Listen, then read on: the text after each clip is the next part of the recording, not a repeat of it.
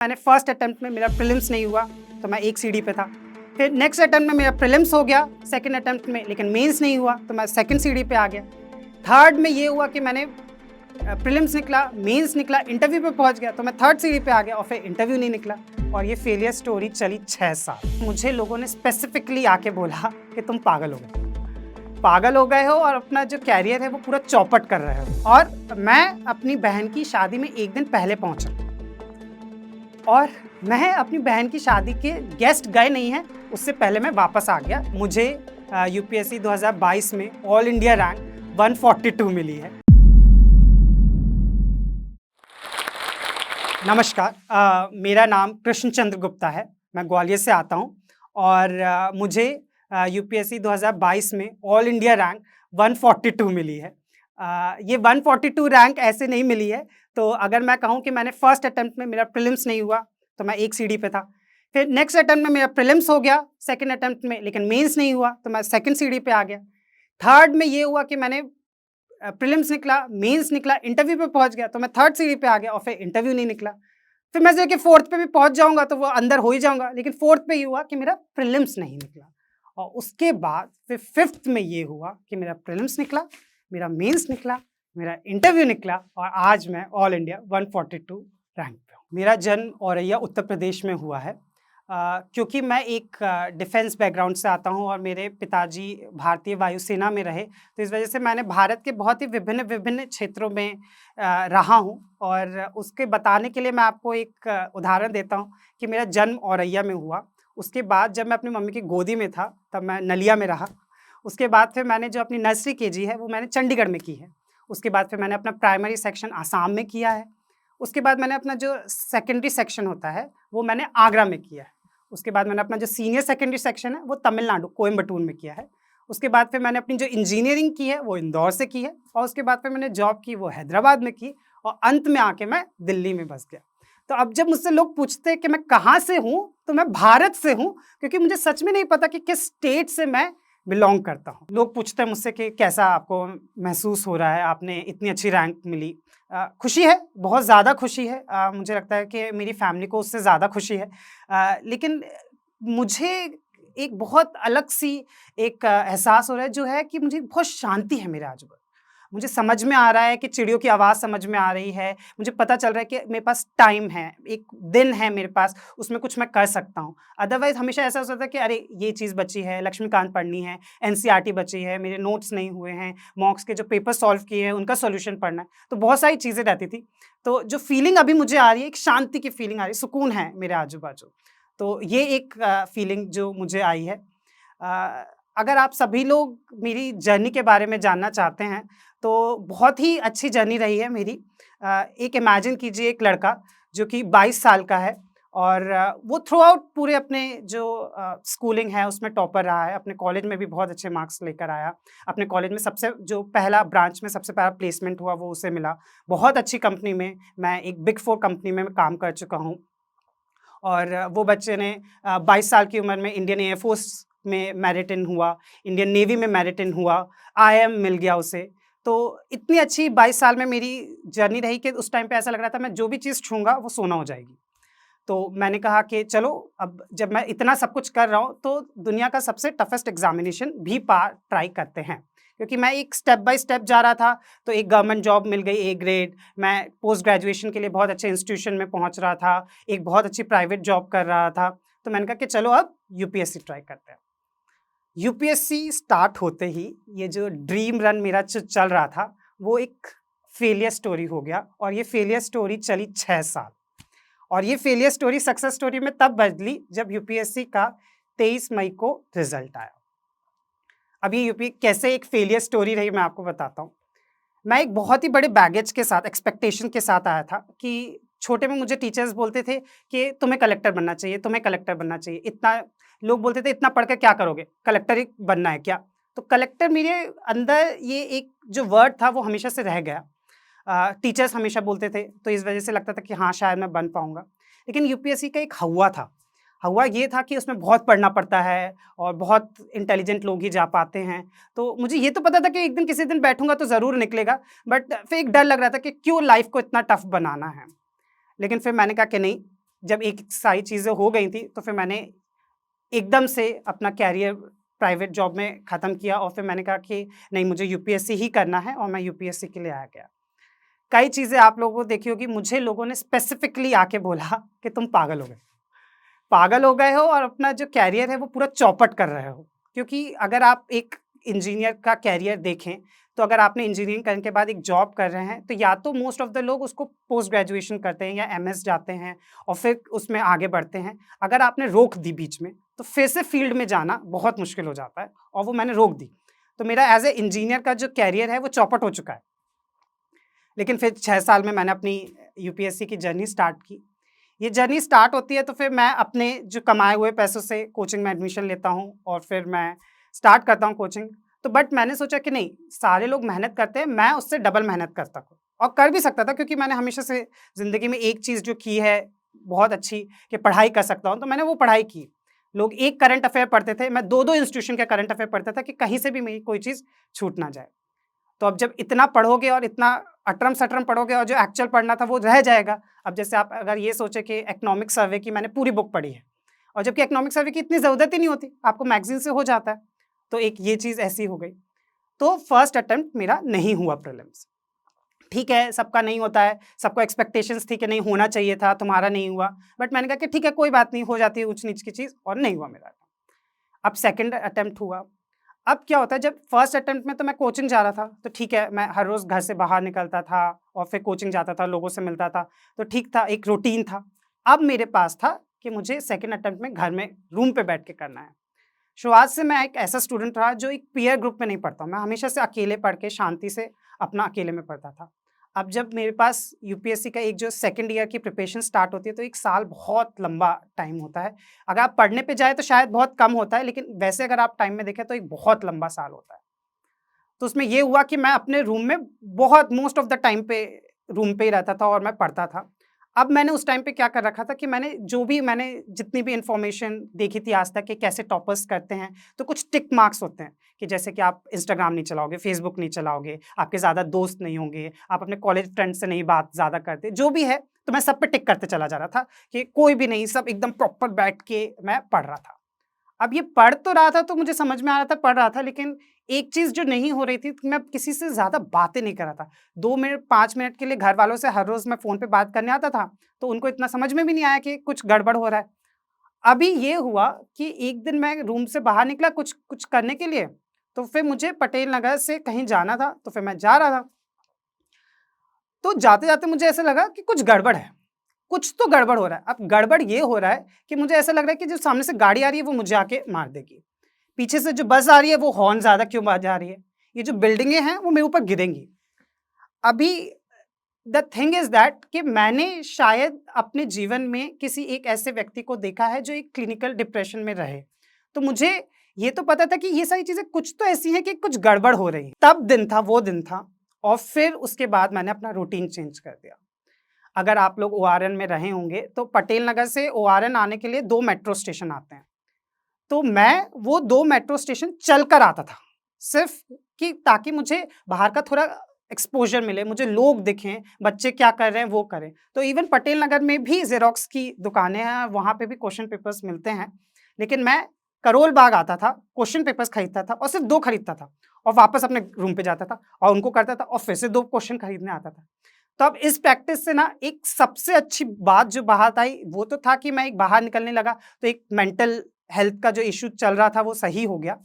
लेकिन जो एक सबसे बेस्ट चीज़ आई कि मुझे ये समझ में आ गया कि प्रीलिम्स कैसे निकालते हैं, और ये समझ में आ गया कि मुझे इतना अच्छा समझ में आ गया कि मैंने कई लोगों का प्रीलिम्स निकलवा दिया। तो प्रीलिम्स की मैं एक बीच में ऐसे टिप्स बताता हूँ कि जैसे अगर आप लोग कहते हो कि नहीं निकलता है, बहुत ही श्योर शॉट टेक्नीक होती है, कुछ भी नहीं करना है आपको, बेसिक बुक्स खत्म कीजिए और उसके बाद मार्केट में कम से कम अलग-अलग कोचिंग्स के मिक्सचर ऑफ बना के आपको 10,000 क्वेश्चन करने हैं। 10,000 क्वेश्चन कीजिए और उनको एक डायरी में लिख लीजिए और उन्हीं को आप जब रिवाइज़ करेंगे, तो आपका प्रीलिम्स पक्के से श्योर शॉट होगा। क्योंकि मैं आपको ये इसलिए अपने एक्सपीरियंस से बता सकता हूँ, क्योंकि लोग बोलते हैं कि यूपीएससी अपने क्वेश्चंस बनाता है, यूपीएससी अपने क्वेश्चन नहीं बनाता है। मेरे साथ ऐसा हुआ है कि 100 में से 60 या 70 क्वेश्चन मैंने पहले से देखे हुए हैं और वो के वो यूपीएससी में आ जाते हैं। तो ये काम करता है। तो अब मुझे सेकंड ईयर में ये समझ में आ गया कि कैसे प्रीलिम्स निकालते हैं। अब मैंने इतनी ज़्यादा प्रिपरेशन कर ली सेकंड ईयर में कि इवन मैंने ये तक डिसाइड किया कि अगर हो सकता है शायद आप गवर्नमेंट स्कूल में आपका सेंटर पड़ जाए, ऊपर पंखा नहीं चल रहा होता है, कई बार डेस्क्स खराब होते हैं तो आपको गोदी में रख कर उसको ओएमआर भरनी पड़ती है। तो मैंने अपना रूम का पंखा बंद करके मैं वो पेपर सॉल्व करता था और कि धूप में बैठ के भी सॉल्व किए हैं, ताकि ऐसा हो कि मैं गर्मी में भी मेरा दिमाग चले। तो मैंने जितने भी परमुटेशन कॉम्बिनेशन हो सकते थे सब लगा दिए। और इसके लिए ये हुआ कि मेरा प्रीलिम्स में सेकंड ईयर में बहुत ही अच्छे मार्क्स आके, मतलब बहुत ही ज़्यादा अच्छे मार्क्स आ गए और मेरा प्रीलिम्स क्लियर हो गया। अब प्रीलिम्स क्लियर हो गया तो अब ये प्रीलिम्स तक सोचा था, मेंस का सोचा नहीं कभी। अब मेंस आ गया। अब मैं मेंस में अपने जो टेस्ट सीरीज में था, ऑप्शनल की टेस्ट सीरीज में टॉपर था। तो अब मैंने कहा कि टॉपर नहीं भी होऊंगा, एक्चुअल एग्जामिनेशन में थोड़ा बहुत नीचे नीचे हो जाएगा तो चलेगा। लेकिन हुआ ये कि मेरा मेंस में आगे नहीं हुआ और मुझे इंटरव्यू का कॉल नहीं आया। अब ये था कि ऐसा कहाँ से हो गया, इतनी बड़ी गलती कहाँ से हो गई। तो फिर मैंने कहा चलो कोई बात नहीं, 2 अटेम्प्ट खत्म हो गए, अब मैं तीसरे अटेम्प्ट पे आ गया। अब प्रीलिम्स का तो मुझे पता था कि प्रीलिम्स कैसे निकलता है, तो प्रीलिम्स निकल गया। अब मैंने मेंस के लिए पूरा अप्रोच चेंज कर दिया। मुझे लगा कि जो लिखने का तरीका है, किस इंस्टीट्यूशन से मैं ले रहा हूँ, वो इंस्टीट्यूशन सब कुछ चेंज कर दिया। और उसका फलस्वरूप ये हुआ कि मेंस क्लियर हो गया। अब मुझे इंटरव्यू का कॉल आ गया और इंटरव्यू का भी फिर मैंने दे दिया। अब क्योंकि मैं एक नेशनल डिबेट विनर रहा हूँ, तो इंटरव्यू कुछ एक ऐसी चीज़ें हैं तो शायद मेरा उसमें थोड़ा-सा अच्छा फोटे है और मैं अच्छे से कर लेता हूँ। तो इस वजह से मुझे इंटरव्यू में बहुत अच्छे भी मार्क्स आए। लेकिन अंततः ये हुआ कि मैं जो फाइनल लिस्ट थी, उससे 7 मार्क्स से कम रह गया। अब 7 मार्क्स से कम रह गया तो रह गया, अब तो उसमें कुछ नहीं किया जा सकता। लेकिन ये हुआ कि ये जो रिज़ल्ट है, ये प्रीलिम्स के 15 दिन पहले आया।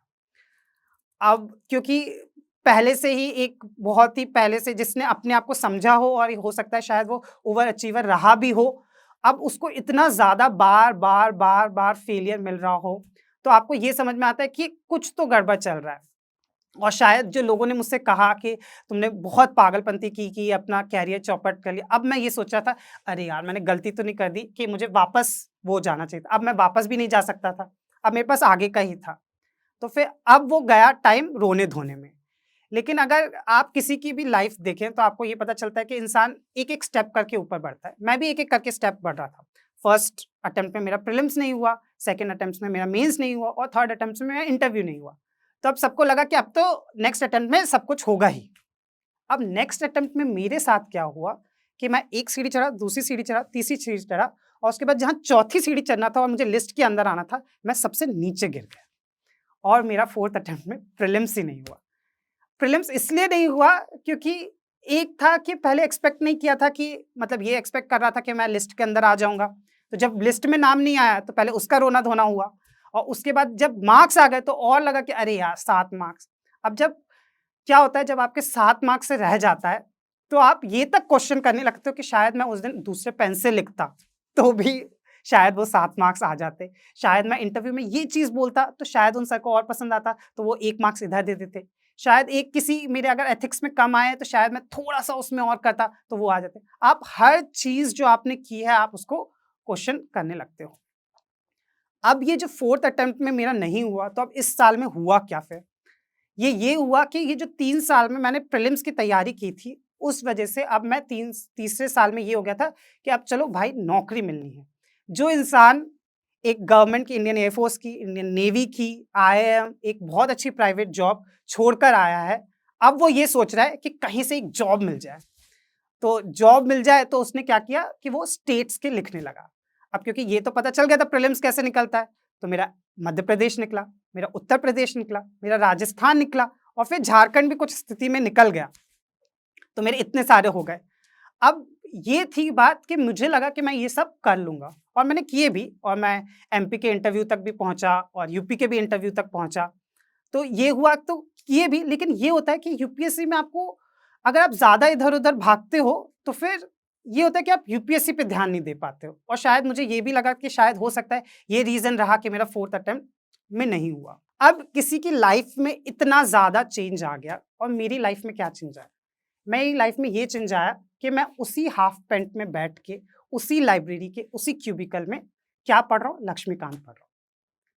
तो ये वाला एक जो फ़ेज़ था उसको निकाल पाना कि आजू-बाजू आगे बढ़ रहे हैं लाइफ़ में, मैं आगे नहीं बढ़ रहा हूँ, मैं रुक गया हूँ अपनी लाइफ़ में। मैं एक ऐसी फ़ैमिली से आता हूँ जहाँ पे जो पढ़ाई को बहुत ही इम्पोर्टेंस दिया जाता है, क्योंकि हम पढ़ाई के ही बेसिस पे ऊपर आगे जा सकते थे, तो पढ़ाई पे बहुत ज़्यादा इम्पोर्टेंस था हमारे यहाँ।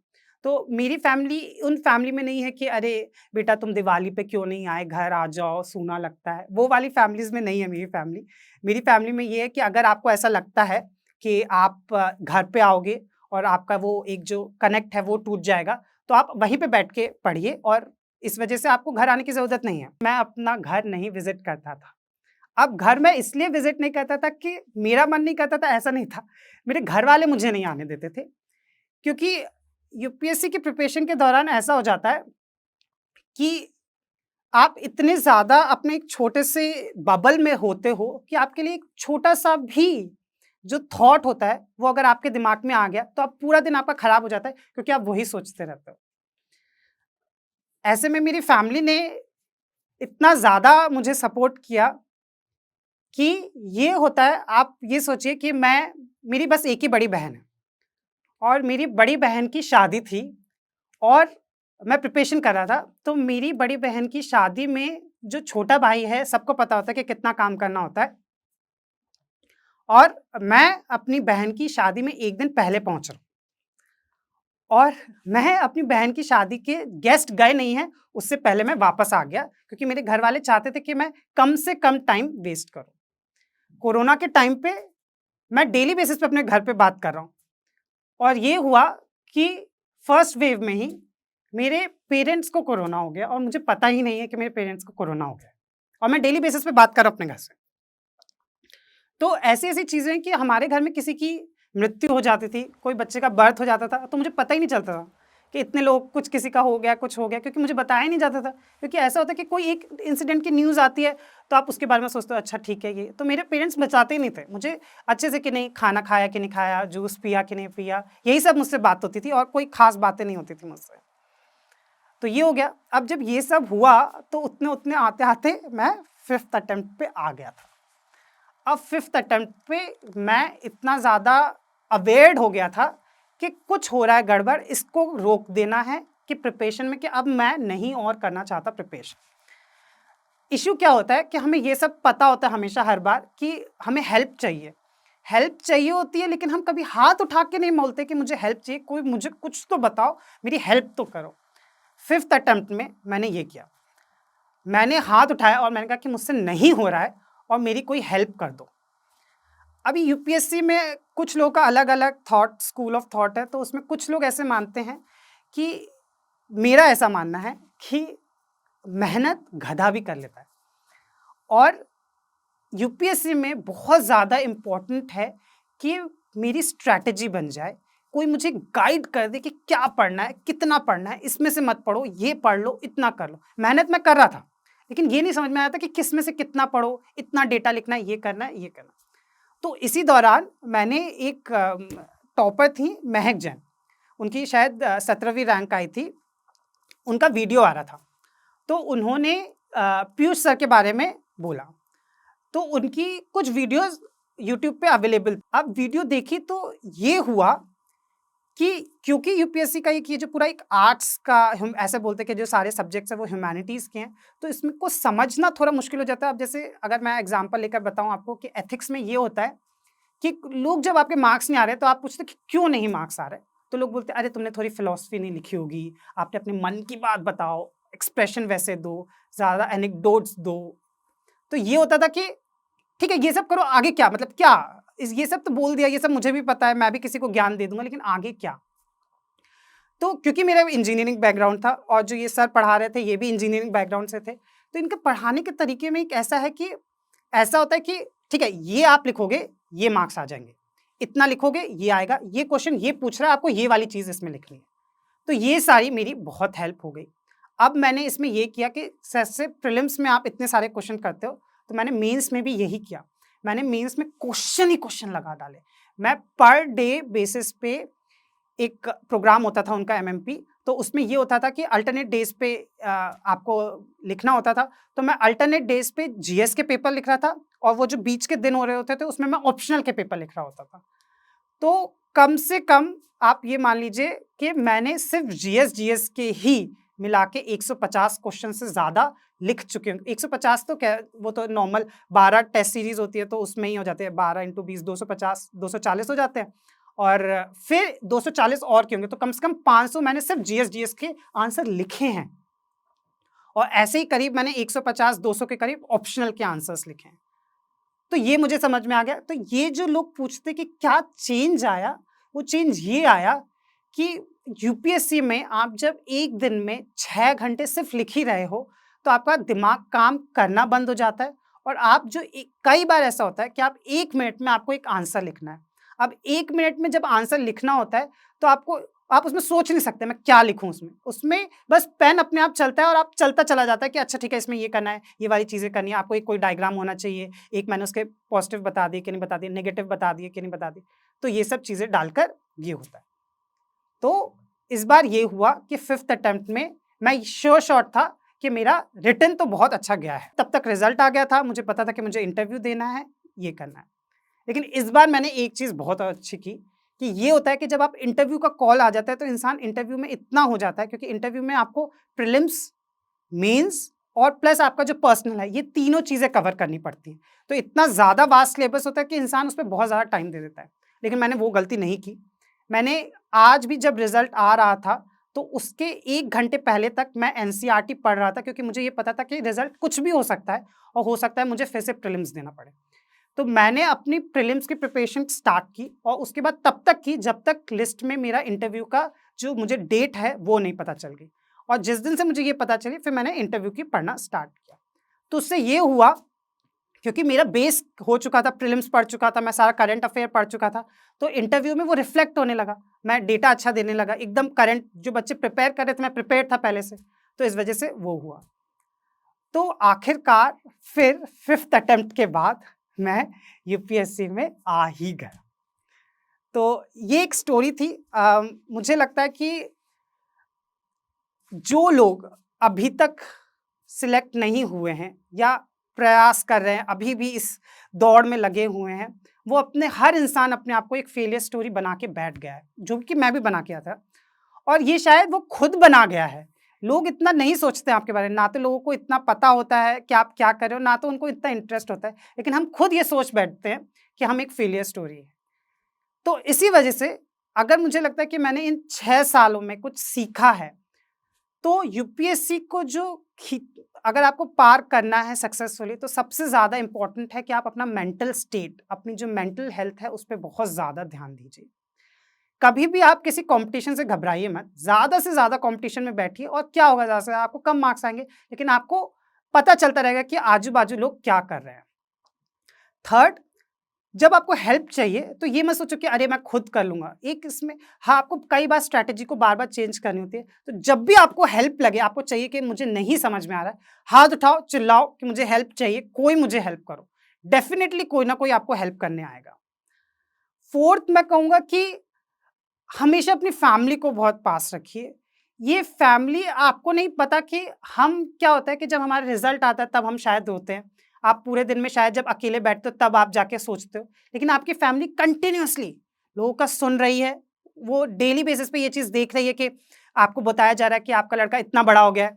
अभी तक कौन-सी जाते किसी की शादी में जाए और बच्चे क्या कर रहे हैं? बच्चे क्या कर रहे हैं? अरे बेटा क्या कर रहा है? अब बेटा तो बेरोज़गार है।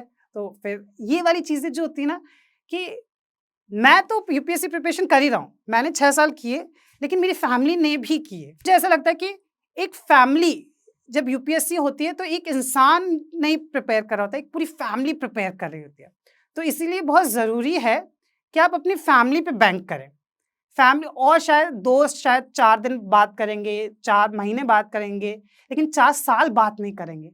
आपकी फैमिली 4 साल पर डे आपको फ़ोन करेगी, पूछेगी खाना खाया कि नहीं खाया, जूस पिया कि नहीं पिया, कैसे मार्क्स आ रहे हैं, किसी दिन दुखी हो गए तो कोई बात नहीं, कुछ हँस देंगे। तो ये एक फैमिली सपोर्ट मुझे लगता है आप सभी को बहुत इम्पोर्टेंट है। और 5वीं चीज़ आती है दोस्त।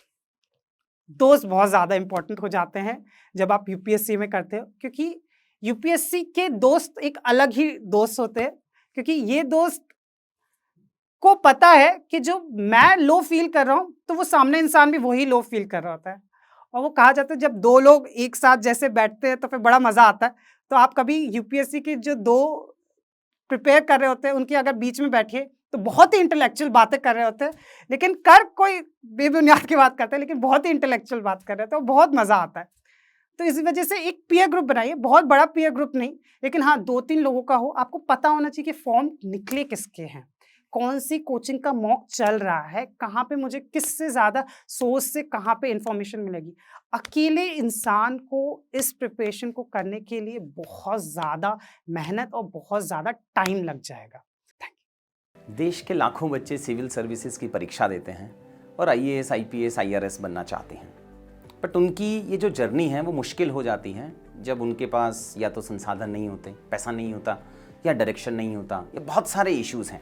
सो जोश ने मुझे रिक्वेस्ट किया कि क्या मैं उनकी लाखों करोड़ों की जो फैमिली है उसको हेल्प कर सकता हूँ फाइनेंशियली। सो मैंने डिसाइड किया है कि जोश की जो लाखों करोड़ों लोगों की फैमिली है, उसमें से जो यूपीएससी का सीरियस बच्चा है, जिसको सीरियसली ये एग्ज़ाम देना है, उसको मैं अफोर्डेबल एजुकेशन प्रोवाइड कराऊंगा, उसको मैं स्कॉलरशिप प्रोवाइड कराऊंगा। सो ये जो नीचे डिस्क्रिप्शन और कमेंट्स में जो गूगल फॉर्म है, उसको अच्छे से भरिएगा और उसमें से मेरी टीम आपको कॉल करेगी और आपको not only affordable but quality education provide कराएगी।